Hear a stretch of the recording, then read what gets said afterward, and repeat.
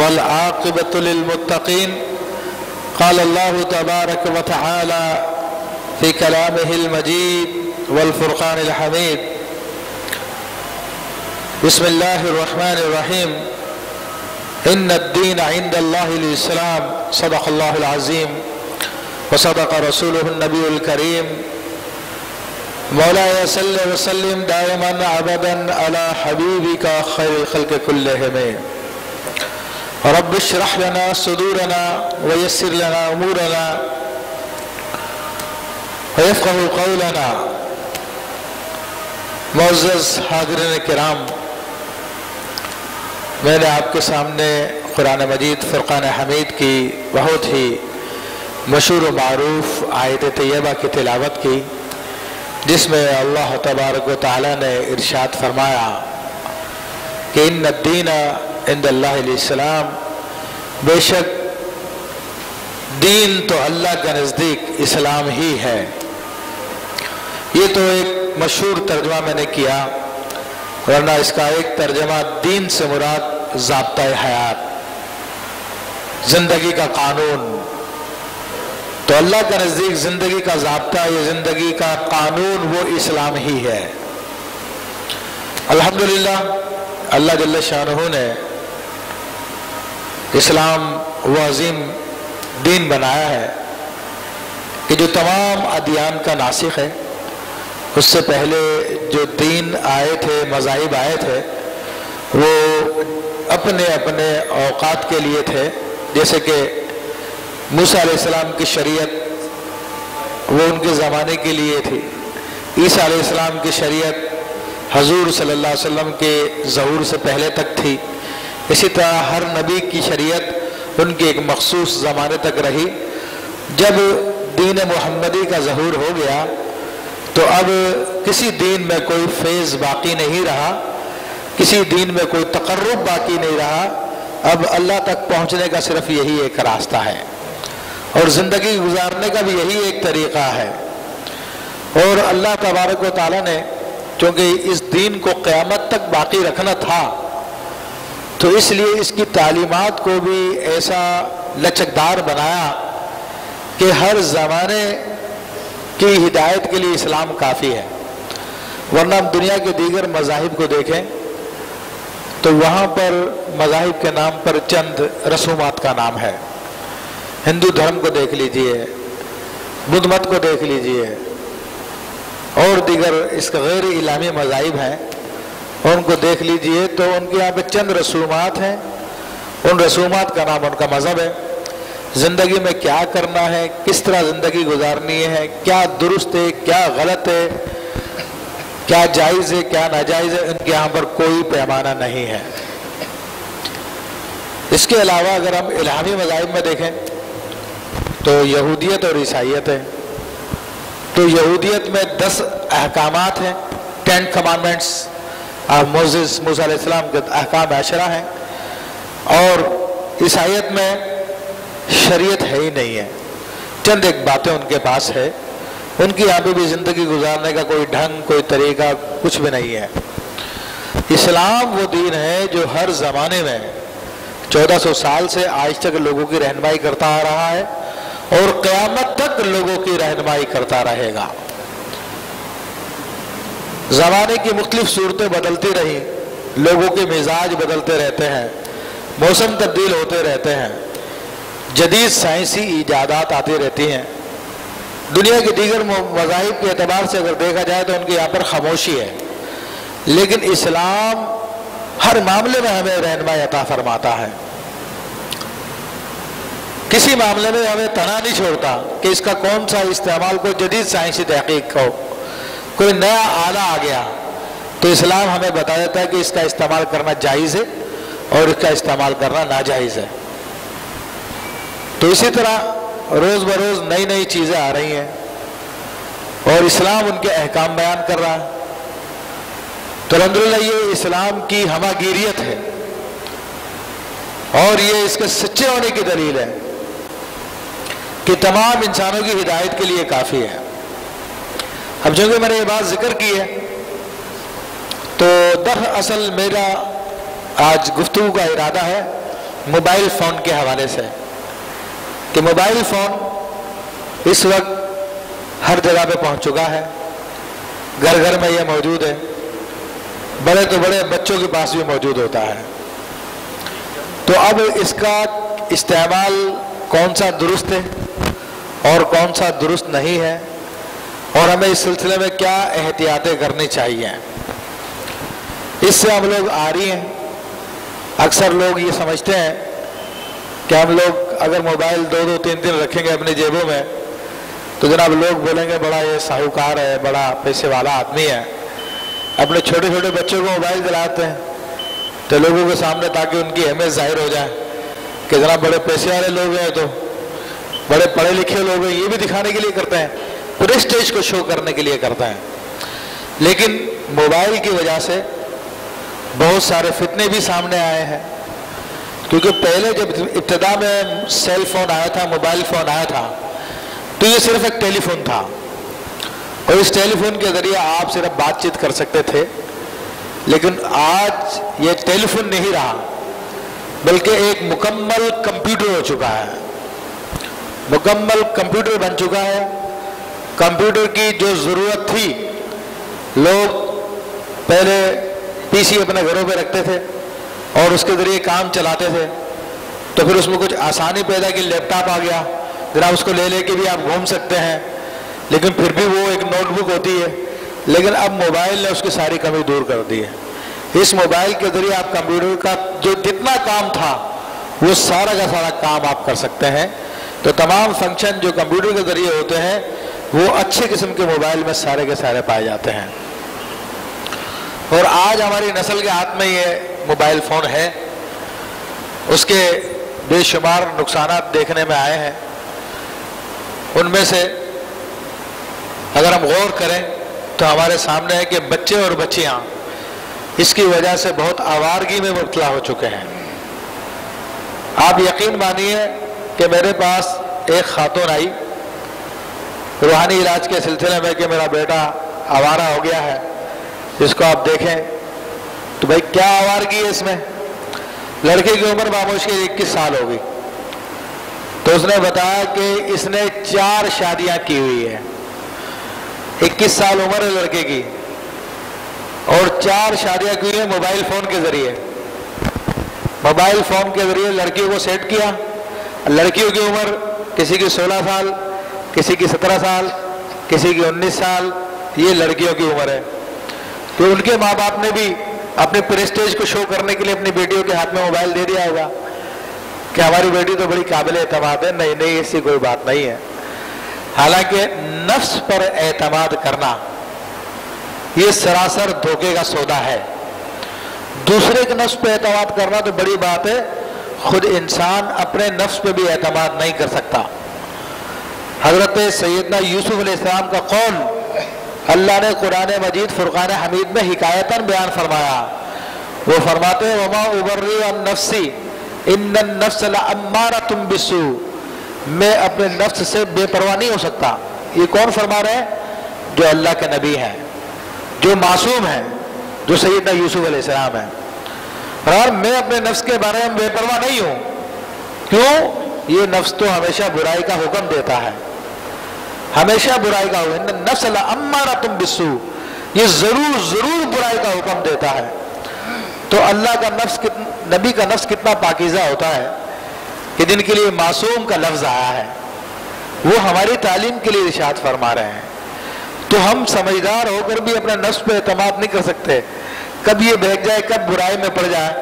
تو ہمارے چھوٹے نوخیز بچے جو ابھی ابھی جوان ہو رہے ہیں، ان کے اوپر کس طرح اعتماد کر لیتے ہیں ماں باپ، مجھے یہ سمجھ میں نہیں آتی بات۔ حالانکہ اگر دنیاوی تو دینی طور پہ جو پڑھے لکھے ہیں ان کو تو معلوم ہونا چاہیے، لیکن جو دنیاوی طور پہ بھی پڑھے لکھے ہیں ان کو بھی معلوم ہونا چاہیے کہ بقول شیکسپیئر کے، اس کی پوری پویم ہے انگلش میں، 7 stages of the life of a man, زندگی کے، انسانی زندگی کے 7 اسٹیجز، 7 مراتب۔ یہ 15-16 سال کی عمر جو ہے اس کو وہ تشبیہ دیتا ہے، یہ توپ کے دہانے کی مانند ہوتی ہے جس سے ہر وقت گولے پھوٹتے رہتے ہیں۔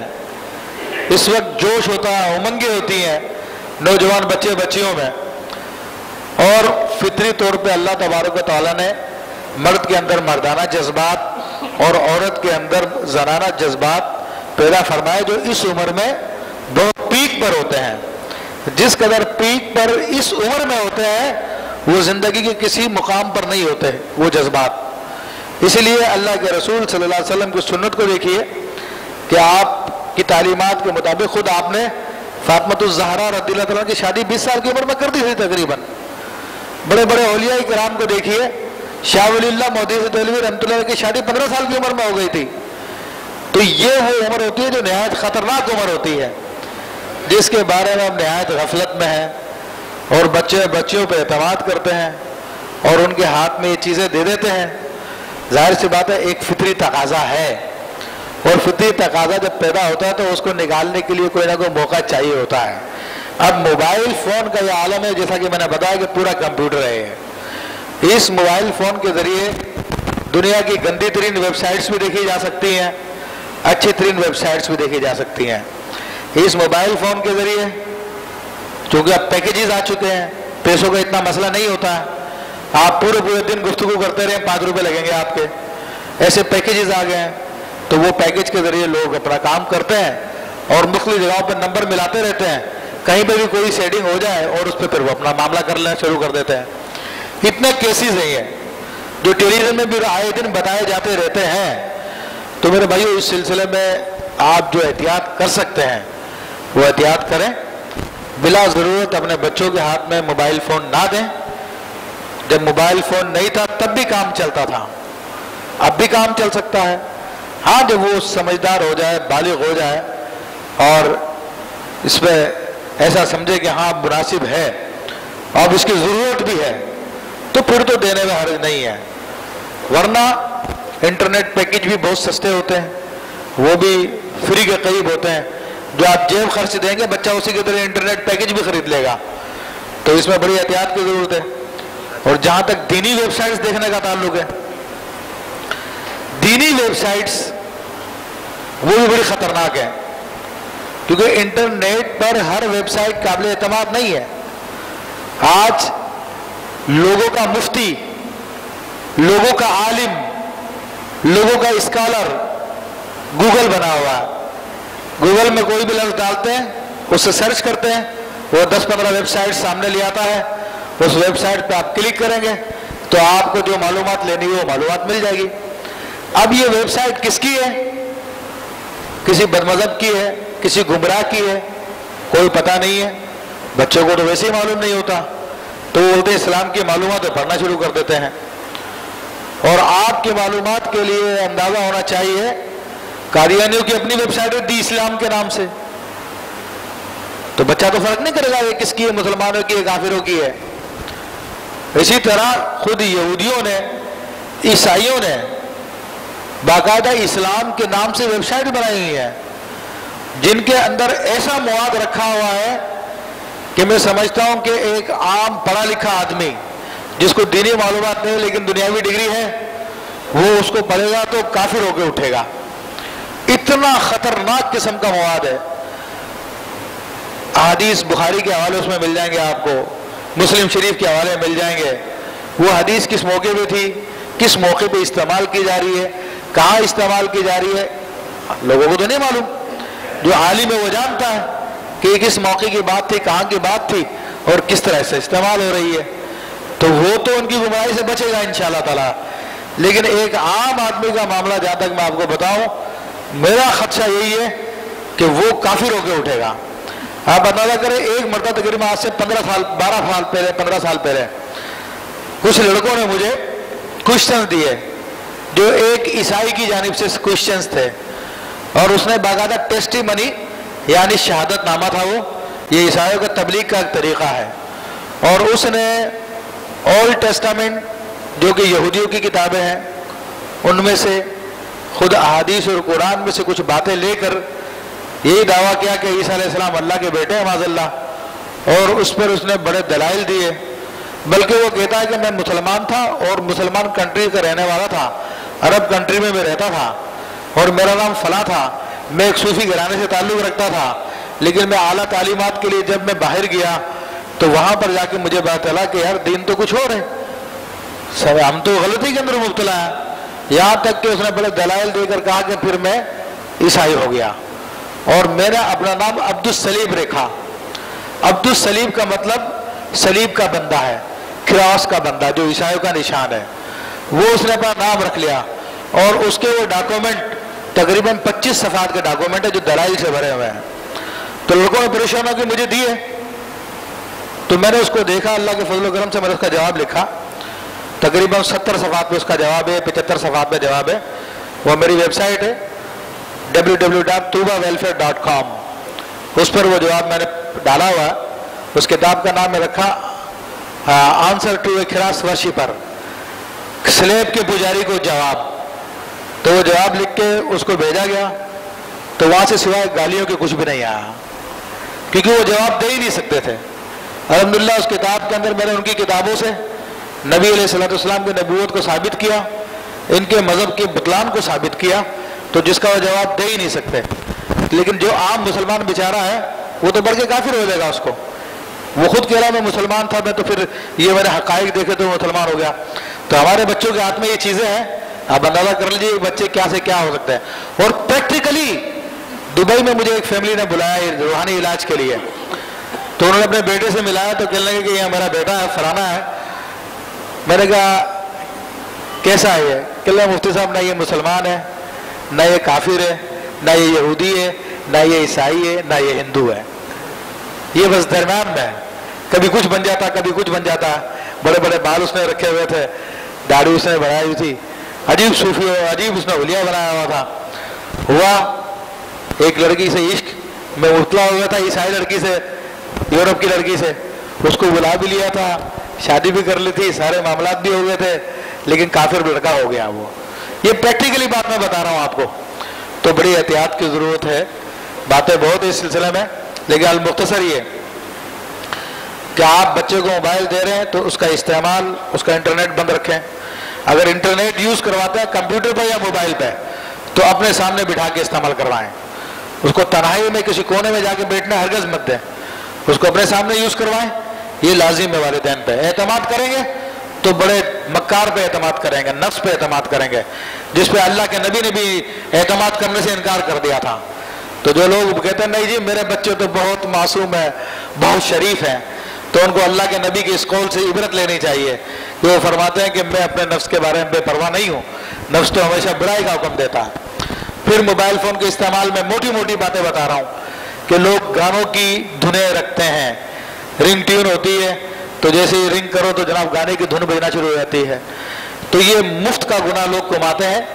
نبی کریم رؤوف الرحیم صلی اللہ علیہ وسلم نے گانے کو سخت برا فرمایا. حضرت عبداللہ ابن عباس رضی اللہ تعالیٰ فرماتے ہیں الغنا رقیۃ الزنا. رسول اللہ کے عالم صحابہ جبر الامہ یعنی امت کے عالم ہیں، وہ فرماتے ہیں کہ جو گانا ہے وہ زنا کا منتر ہے، اس کو سننے سے انسان میں زنا کی خواہش پیدا ہوتی ہے. وہ آج ہم اتنے بے شرم ہو گئے ہیں، اپنے گھروں میں اپنی بہنوں کے ساتھ بیٹھ کر ٹیلی ویژن پہ گانے سنتے ہیں، ٹیپ ریکارڈر پہ گانے سنتے ہیں. شادی بیاہ آ جائے تو غیرت کا جنازہ ہی نکل جاتا ہے، ایسا لگتا ہی نہیں ہے کوئی مسلمان ہے، کوئی ہندوؤں کی اولاد لگتے ہیں، انہی کے گانے بج رہے ہوتے ہیں. شرم و حیا کی چادر اتار کے پھینک دیتے ہیں. بوڑھے جو ہو گئے ان کی غیرت مر گئی، ارے بچے ہیں، کھیلنے کے دن ہیں، کھیلنے دو، کودنے دو، ہونے دو، کوئی کبھی کبھار تو ہوتا ہے. بڑی بے شرمی کی بات ہے. ذرا میں تو طنز کروں گا، ایک بے حیائی کی بات ہے. حدیث شریف میں آتا جو اپنے کان کو حرام سے بھرے گا اللہ تعالیٰ بروز قیامت اس کے کانوں میں پگھلا ہوا سیسا ڈالے گا. تو جو برداشت کی طاقت رکھتا وہ سنتا رہے، اور جو برداشت کی طاقت نہیں رکھتا وہ آج باز آ جائے، توبہ کر لے اس سے. پھر بعض لوگوں کو دینی جوش ہوتا ہے، دینی جذبہ ہوتا ہے، تو وہ گانوں کی دھن نہیں بلکہ نعت کی دھن لگا لیتے ہیں. تو نعت کو میوزک پہ کنورٹ کرنا، یہ قرآن کو میوزک پہ کنورٹ کرنا، یہ فقہ نے لکھا ہے کہ یہ کفر ہے. کہ جس چیز کو اللہ نے منع فرمایا تم اسی کے اندر اللہ کا کلام لے کے آ رہے ہو، تو یہ اللہ کا سراسر اس کی تعلیمات کا سراسر انکار ہے. تو اس سے بچیں. پھر بعض لوگ نعت شریف لگا لیتے ہیں، بعض لوگ تلاوت قرآن لگا لیتے ہیں، بعض لوگ حمد لگا لیتے ہیں. تو میرے بھائیو یہ بھی غلط ہے، یہ بھی غلط ہے، کیونکہ ذکر کے بارے میں قاعدہ یہ ہے کہ ذکر اللہ کی یاد کے لیے کیا جائے. اگر اس سے اللہ کی یاد مقصود نہیں ہے بلکہ اس کو کسی اور کام میں یوز کیا جا رہا ہے تو پھر وہ ناجائز ہو جائے گا. مثلا فقہ نے لکھا کہ چوکیدار ہے، رات کو جاگتا ہے اور وہ کہتا جاگتے رہو، اس قسم کی آوازیں دیتا رہتا، تو اس سے گھر والے سمجھ جاتے ہیں کہ یہ جاگ رہا ہے، چلو کوئی مسئلہ نہیں ہے، اور اس کا مقصد یہ ہوتا ہے کہ میں اعلان کر رہا ہوں جاگتے رہو. تو فقہ نے لکھا کہ اگر وہ اس لفظ کے بجائے یہ کہے لا الہ الا اللہ، لا الہ الا اللہ، اللہ اکبر اللہ اکبر، اور نیت اس کی ہے کہ لوگوں کو میں بتا رہا ہوں کہ میں جاگ رہا ہوں، بے پرواہ رہو، تو فرمایا اس کا ایسا کہنا ناجائز و حرام ہے. کہ اللہ کا ذکر اعلان کرنے کے لیے نہیں بنایا گیا، اللہ کا ذکر اللہ کی یاد کے لیے بنایا گیا ہے. تو اب یہ بیل کے اوپر ہم ہاتھ لگائیں گے، ہم لگائیں گے، وہ کس لیے ہے؟ اللہ کی یاد کے لیے لگائی ہم نے؟ نہیں، وہ صرف اعلان کے لیے کہ آپ کی کال آ رہی ہے. اور پھر اس کی اتنی اہمیت ہوتی ہے کہ شعر بھی پورا نہیں ہوتا، بیچ میں کاٹ دیتا ہے اس کو، تو یہ بھی اس کی بے ادبی ہے. پھر تلاوت قرآن لگا دیتے ہیں بعض لوگ معاذ اللہ، وہ اس سے بڑی بے ادبی ہے، اس کو سنتے نہیں ہیں بلکہ کال اٹینڈ کرنے کے لیے کاٹ لیتے ہیں. اور اللہ فرماتا ہے وَإِذَا قُرِئَ الْقُرْآنُ فَاسْتَمِعُوا وَانصِتُوا لَهُ لَعَلَّكُمْ تُرْحَمُونَ. جب قرآن پڑھا جائے تو سنو اس کو اور خاموش ہو جاؤ تاکہ تم پر رحم کیا جائے. اور ہم کیا کرتے ہیں؟ کال آئی، ٹھکاک سے بٹن دبایا، اس کو کاٹ دیا. تو یہ اہمیت ہے ہمارے نظر میں قرآن کی. تو یہ بھی شیطان ہمیں مشورے دیتا ہے کہ یار یہ بڑا اچھا کام ہے، یہ کر لیا جائے، قرآن کی آواز آئے گی. ارے قرآن کی آواز تو آئی مگر تو نے اہمیت تو ختم کر دی ساری کی ساری قرآن کی. اس کو سن کہا رہا تو کاٹ رہا. پھر بعض لوگ کالر ٹیون میں یہ لگا دیتے ہیں، تو کالر ٹیون میں بھی یہ لگانا ناجائز. پھر مسائل بہت ہے اس کی موبائل فون کے، لیکن موٹی موٹی ایک دو بات ہے. مسجد میں موبائل فون لے آتے ہیں اور معاذ اللہ دوران نماز، اچھا یہ میں بتا دوں، سمپل سے سمپل جو ٹیون ہو سکتی ہے آپ کے پاس وہ لگا لیں آپ. نہ نعت لگائیں، نہ حمد لگائیں، نہ قرآن لگائیں، نہ گانا لگائیں، نہ گانے کی دھن لگائیں. سمپلسٹ جو ٹیون ہے وہ آپ یوز کر لیں. اور بہت ساری ٹیون آتی ہے، چڑیوں کی آواز آتی ہے، مرغے کی آواز آتی ہے، بلی کی آواز آتی ہے، اور ساری ٹیون ہوتی ہے، ٹیلی فون کی گھنٹی ہوتی ہے، اس قسم کی آوازیں ہوتی ہیں، ان کو آپ یوز کر سکتے ہیں. تو کم سے کم گناہ سے لوگ بچیں گے. پھر لوگ مسجد میں لے کے آ جاتے ہیں موبائل، اور معاذ اللہ کتنی دفعہ ایسا ہوا کہ نماز ہو رہی ہے اور اس کے اوپر جو گانا بجنا شروع ہو جاتا ہے، اس کے موبائل پہ گانا نہیں تو میوزک بجنا شروع ہو جاتی ہے. کیونکہ ہمارے شریف لوگ کم ہی ہیں، عموماً اسی قسم کے لوگ ہیں ہمارا ذہنیت کے، کہ وہ ٹیون بھی جو ہے نا گانوں کے لگا کے رکھتے ہیں. تو وہ مسجد جہاں سے گانا ختم کیا جاتا ہے، اللہ کے نافرمانیوں کو جہاں سے روکا جاتا ہے، اب شیطان نے یہ کام کیا کہ اسی گھر کے اندر گانا چل رہا ہے. حالانکہ ایک زمانہ یہ تھا کہ مسلمانوں کی مسجد کے سامنے سے اگر ہندو اپنا ڈھول وول بجاتے ہوئے نکلتے تھے تو وہاں پر خون خرابہ ہو جایا کرتا تھا کہ تم نے مسجد کا احترام خراب کیا. اور یہاں پر ظالم لوگ اپنی جہالت کی وجہ سے خود مسجد کے احترام کو برباد کر رہے ہیں. تو میرے بھائی غور کیجئے، فکر کیجئے اس بارے میں، کچھ سوچئے ہم کیا کر رہے ہیں. پھر یہ جہالت ہے، مسئلہ پتہ نہیں ہے. ذرا نماز میں بیل بج رہی ہے، بجتے رہے، جب سلام پھیرے گا پھر موبائل نکال کے دیکھے گا. حالانکہ حکم یہ ہے کہ جیسے بیل بجے اور میوزک فوری طور پہ اس کو بند کرے، ایک ہاتھ بڑھا کے بند کر دے اس کو. کٹ گئی ٹھیک ہے، اگر نہیں کٹ رہی ہے تو نماز توڑے، نماز توڑ کے اس گناہ کے کام کو روکو، اس گناہ کے کام کو روکے. ایک تو یہ کہ خود گناہ کر رہا، پھر مسجد میں گناہ کر رہا، پھر سارے نمازیوں کی نماز کو ڈسٹرب کر رہا. تو ان سب کے گناہ کا وبال اس کے کاندھے پہ آ رہا ہے. تو نماز ٹوٹ گئی تو واپس ہی شروع کر دے گا. خود کا ایک گناہ ہوگا، وہ اس میں 10 گناہ کرنے پڑ رہے ہیں تمہیں. تو لوگوں کو یہ مسئلہ بھی نہیں معلوم ہوتا. تو پوری نماز بعض اوقات پہلی رکعت میں شروع ہوتی ہے میوزک بجنا اور وہ بجتی رہتی ہے آخر تک. یہ جہالت ہے ہمارے یہاں پہ، تو اس کا احتیاط کیا جائے. پھر مسائل بہت ہیں، ٹائم ہو گیا. ایک دو میں اہم باتیں کرتا ہوں انشاءاللہ تعالی اعلان کے حوالے سے، پھر کبھی موقع ملا تو موبائل فون کے مسائل انشاءاللہ بیان کریں گے. अल्हम्दुलिल्लाह अल्लाह तबारक व तआला के फजल व करम से और मस्जिद हाजा की इंतज़ामिया की कोशिशों से, अहबाब की कोशिशों से अल्हम्दुलिल्लाह जामे मस्जिद यासीनाबाद के ज़ेर एहतमाम मदरसा सैयदना अमीर हमज़ा रदियल्लाहु ताला अन्हु का शानदार इफ्तिताह किया जा रहा है, जिसमें कायदा, नाज़िरा और हिफ्ज़ का मयारी तालीमी मरकज़ होगा इंशाअल्लाह तबारक व तआला। ये माहिर असातिज़ा और उलमा की ज़ेर निगरानी बच्चों को कुरान पाक की तालीम दी जाएगी। नीज़ मसनून दुआएं कि घर से निकलते हैं कौन सी दुआ पढ़नी है, घर में आते हैं कौन सी दुआ पढ़नी है, टॉयलेट में जाएंगे तो कौन सी दुआ, निकलेंगे कौन सी दुआ, और हिफाजत की दुआएं, सुबह शाम की दुआएं, सारी दुआएं इसमें शामिल है। नमाज का तरीक़ा, दीगर फ़राइज़ वाजिबात की अदायगी और अखलाकी और रूहानी तरबियत का अहतमाम किया जाएगा।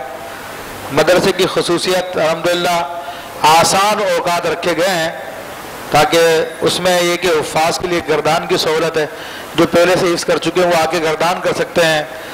और कामयाब तलबा की दस्तारबंदी भी की जाएगी। टाइमिंग देख लीजिए, जिसको जो सूट करता है उस टाइमिंग में आ सकता है। सुबह 9 बजे से 11 बजे तक की टाइमिंग है। ये 2 घंटे की क्लास सुबह में होगी, फिर दोपहर को 2 बजे से 4 बजे की क्लास होगी। ये 2 घंटे की क्लास, जो इस शिफ्ट में आ सकता है शिफ्ट में आ जाए। फिर मगरिब से लेकर ईशा तक की क्लास होगी, जो इस शिफ्ट में आ सकता है वो इस शिफ्ट में आ जाए।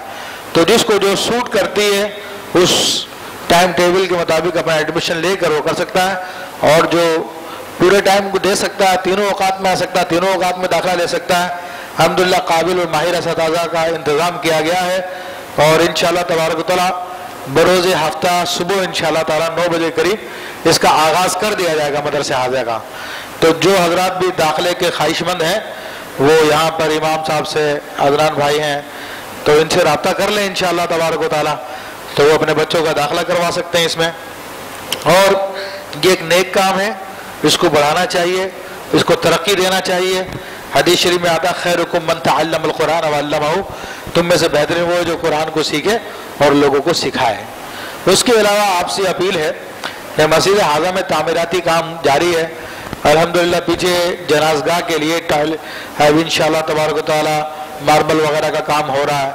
इसी तरह ईदगाह के सिलसिले में भी काम हो रहा है कि ईद के अयाम में सफ़े बाहर गली में बिछती हैं, तो इंशाअल्लाह ताला ये इंतज़ाम किया जा रहा है कि सामने अगली जो दीवार है बाउंड्री, उसके पास एक मुसल्ला बनाया जा रहा है ताकि ईद के दिनों के अंदर लोगों को बाहर खड़ा ना होना पड़े।